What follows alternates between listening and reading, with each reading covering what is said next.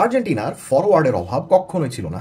দলটার ডিফেন্ডারের ঘাটতি থাকতে পারে, মিডফিল্ডারের ঘাটতি থাকতে পারে, গোলকিপারের ঘাটতিও থাকতে পারে, কিন্তু আজন্ম আমরা দেখে এসেছি যে এই দলটার striker, forward, winger, attacking midfielder, আক্রমণ ভাগের খেলোয়াড়দের কমতি কখনোই ছিল না। অনেক সময় দেখা গিয়েছে যে আক্রমণ ভাগের খেলোয়াড়দেরকে টেনে টেনে আমরা আর্জেন্টিনার জার্সিতে দেখেছি ডিফেন্ডারের ভূমিকায়।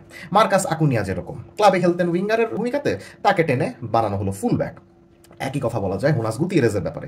সম্প্রতি দেখা যাচ্ছে নিকো গনজালেস, যিনি কিনা ইউভেন্তুস এবং আতলেতিকো মাদ্রিদের হয়ে উইঙ্গারের দায়িত্বে থাকেন, তিনিও আজকাল আর্জেন্টিনায় ফুল ব্যাকের দায়িত্ব পালন করছেন। সো আমার এত বড় ভূমিকা দেওয়ার অর্থ হলো আর্জেন্টিনায় কখনো ফরওয়ার্ডের অভাব ছিল না, এবং নিকট ভবিষ্যতে কখনো অভাব থাকবে বলে মনে হচ্ছে না।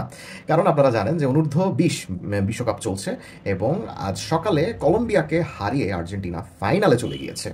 অপেক্ষা সপ্তম শিরোপা। এর আগে আর্জেন্টিনা এই বিশ্বকাপের 6বার সফল হয়েছে, 6বার শিরোপা জিতেছে। ফাইনালে মরক্কোকে যদি তারা হারাতে পারে তাহলে সপ্তমবারের মতো এই ছোটদের বিশ্বকাপটা তারা জিতবে। এবং এই বিশ্বকাপ জেতার পেছনে, সম্ভাব্য বিশ্বকাপ জেতার পেছনে সবচেয়ে বড় ভূমিকা থাকবে আর্জেন্টিনার আক্রমণ ভাগের খেলোয়াড়দের, ফরওয়ার্ড লাইনের খেলোয়াড়দের, অর্থাৎ লিওনেল মেসি এবং সেরহিও আগুয়েরোদের উত্তরসূরি হয়ে যারা যারা এসেছেন তাদের। মজার ব্যাপার কি জানেন? মজার ব্যাপার হলো গিয়ে এই দলের সুপারস্টার যে দুজন ফরওয়ার্ড ছিলেন তারাই খেলছেন না। বায়ার লেভারকুসেনের ক্লদিও এচেভেরি কিংবা রিয়াল মাদ্রিদের ফ্র্যাঙ্কো মাস্তান্তুয়ানো, এই দুজনকেই তাদের নিজ নিজ ক্লাব ছাড়পত্র দেয়নি বিশ্বকাপ খেলার জন্য, যে কারণে আর্জেন্টিনার কোচ দিয়েগো প্লাসেন্তে মোটামুটি একটা second string forward line up নিয়েই এসেছেন এই বিশ্বকাপে খেলার জন্য। কিন্তু আর্জেন্টিনার এই ছোট ছোট বাচ্চারা যে কেউ কারোর সেকেন্ড স্ট্রিং নয়, সেটাই আমরা আবারও খুব ভালো মতো দেখতে পারলাম এই বিশ্বকাপে। টানা 6টা ম্যাচ তারা এর মধ্যেই জিতেছে, কোনো ম্যাচে তারা ড্র পর্যন্ত করেনি। সপ্তম ম্যাচে যদি তারা এই ধারাটা বজায় রাখতে পারে তাহলে বিশ্বকাপের শিরোপাটা তাদের হবে। সো এই যে অ্যাটাকিং লাইন আপ নিয়ে এতগুলো কথা বলছি, এই অ্যাটাকিং লাইন আপের কোন কোন খেলোয়াড়দের খেলা দেখে আমার আসলেই খুব ভালো লেগেছে সেটা নিয়ে ডিসকাস করার জন্য এই ভিডিও। কোন কোন খেলোয়াড়রা মেসি এবং দি মারিয়ার উত্তরসূরি হওয়ার জন্য আর্জেন্টিনার জাতীয় দলের কড়া নাড়ছেন তাদের নিয়ে ডিসকাস করার জন্য আজকের এই ভিডিও, যারা কিনা এই অনূর্ধ্ব-20 বিশ্বকাপে আলো ছড়াচ্ছেন। নাম্বার 1, মাহের কারিজো। আমাকে জিজ্ঞাসা করলে আমি বলবো এই মাহের কারিজো খেলোয়াড়টা ফ্রাঙ্কো মাস্তান্তুয়ানো বা ক্লদিও এচেভেরির থেকে কোনো অংশে কম নয়। তবে মজার ব্যাপার হলো ফ্রাঙ্কো মাস্তান্তুয়ানো, ক্লদিও এচেভেরি বা অন্যান্য সমসাময়িক বাচ্চা কাচ্চারা যেখানে অলরেডি ইউরোপে চলে এসেছে, সেখানে মাহের কারিজো এখনও আর্জেন্টিনার ক্লাব ভিলেজ সার্সভেল্টকে ছাড়তে পারেননি।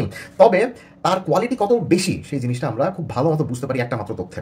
এই গত জানুয়ারিতেই মাহের কারিজোকে দলে নেওয়ার জন্য খোঁজখবর নিয়েছিল পেপ গার্দিওলার ম্যানচেস্টার সিটি। তখন একটা খবর শোনা যাচ্ছিল যে ম্যানচেস্টার সিটি তাদের ব্রাজিলিয়ান উইঙ্গার সাভিনিওকে টটনাম হটস্পারের কাছে বিক্রি করে দিতে পারে। সো তখনই পসিবল রিপ্লেসমেন্ট কে হতে পারে ম্যানচেস্টার সিটিতে, এই অনেকগুলো নামের মধ্যে মাহের কারিজোর নামটাও কিন্তু চলে এসেছিল। এবং নামটা যে চলে এসেছে সেটা যে হুট করে চলে এসেছে ব্যাপারটা সেরকম নয়, বিকজ মাহের কারিজো ক্লাবে এবং জাতীয় দলের হয়ে, অর্থাৎ অনূর্ধ্ব জাতীয় দলের হয়ে দুর্দান্ত খেলছেন। আপনারা যারা এই বাচ্চা কাচ্চাদের কোপা আমেরিকা দেখেছেন গত এই ফেব্রুয়ারির দিকে, তারা দেখবেন যে এই খেলোয়াড়টা কতটা ভার্সেটাইল। হ্যাঁ, তাকে কোনো লেফট উইঙ্গার বা রাইট উইঙ্গার বা সেন্ট্রাল অ্যাটাকিং মিডফিল্ডার কোনো পজিশনে আপনি সীমাবদ্ধ রাখতে পারবেন না। বলা হয় বা কাগজে কলমে তিনি রাইট উইংয়ে খেলাটা স্টার্ট করেন ঠিকই, কিন্তু তিনি খুবই দুর্দান্তভাবে মাঝখানেও চলে আসতে পারেন এবং ভিতর থেকে মিডফিল্ড থেকেও বল ক্যারি করে সামনে ঢুকে যেতে পছন্দ করেন। তার ফার্স্ট টাচ দুর্দান্ত, কম্বিনেশন প্লে অনেক ভালো। যদি রাইট উইঙ্গারের দায়িত্ব থাকে তাহলে রাইট ব্যাকের সঙ্গে বা রাইট মিডফিল্ডের সাথে, বা কখনো যদি বাম দিকে চলে আসেন তাহলে সেক্ষেত্রে লেফট ব্যাকের সঙ্গে বা সেন্ট্রাল অ্যাটাকিং মিডফিল্ডারের সঙ্গে তার কম্বিনেশনটা দুর্দান্ত হয়। অত বেশি ড্রিবলিং করেন না, বা তার সবচেয়ে ফ্যান্টাস্টিক স্টাইল আমার কাছে যেটা মনে হচ্ছে সেটা হলো গিয়ে তার ফার্স্ট টাচ, এবং হুট করে যে তিনি স্পিডটা চেঞ্জ করে প্রতিপক্ষের ডিফেন্সের দিকে চলে যান, আক্রমণ করেন, ওই জিনিসটা অনেক বেশি ইম্প্যাক্টফুল। সেমিফাইনালে খেলতে পারেননি এবং বলা হচ্ছিল যে মাহের কারিজোর না খেলাটা সেমিফাইনালে আর্জেন্টিনার ক্ষেত্রে অনেক বড় দুঃসংবাদ বয়ে আনতে পারে।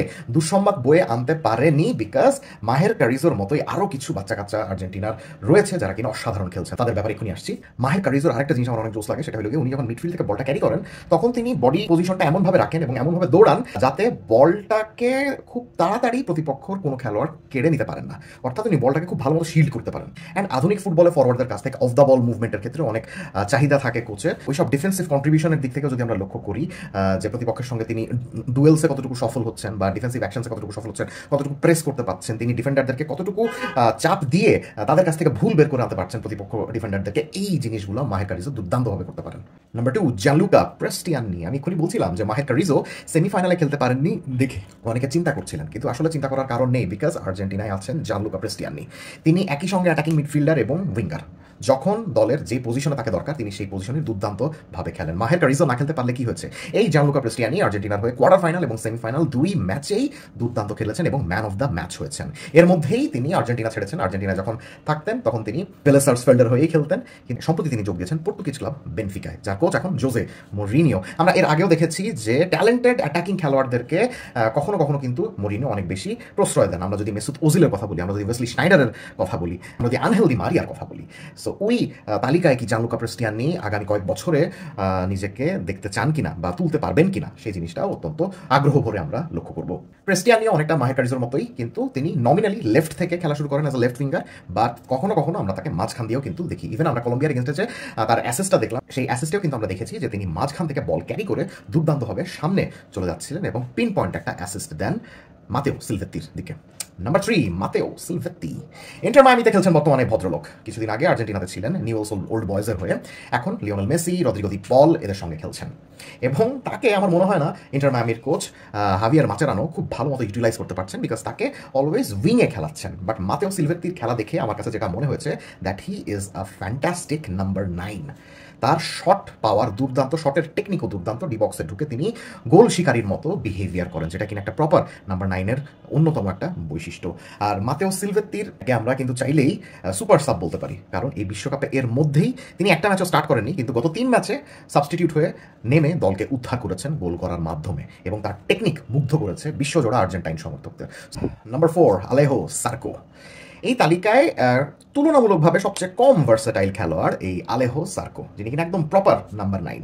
তিনি আবার এরকম পিটার ক্রাউচ বা লুকা টনি লেভেলের খাম্বা ফরওয়ার্ড না, এমন না যে উনি ডি বক্সের মধ্যে ঢুকা বসে থাকেন, বা রবার্টো ফিরমিনো স্টাইলের ফলস 9ও না যে তিনি অলমোস্ট একটা মিডফিল্ডারের মতো নেমে এসে খেলা গঠন করে দিতে পছন্দ করেন, তিনি ওরকম না। বরং তিনি এমন একজন স্ট্রাইকার যিনি কিনা প্রতিপক্ষের ডিফেন্ডারদেরকে স্পিডে পরাস্ত করে ডি বক্সের মধ্যে হুট করে ঢুকে যেতে পছন্দ করেন 1-2 কম্বিনেশনের মাধ্যমে। সেই 1-2 কম্বিনেশনটা মিডফিল্ডারদের সঙ্গেও হতে পারে, রাইট ব্যাকের সঙ্গেও হতে পারে, বা উইঙ্গারের সঙ্গেও কিন্তু হতে পারে। হ্যাঁ, তিনি নেমে আসেন ঠিকই, নেমে এসে টুকটাক 1-2 কম্বিনেশনের মাধ্যমে আক্রমণটাতে সাহায্য করেন, এবং 1-2 কম্বিনেশন করার সাথে সাথে তিনি ঘুরে ডি বক্স বরাবর একটা দৌড় দেন।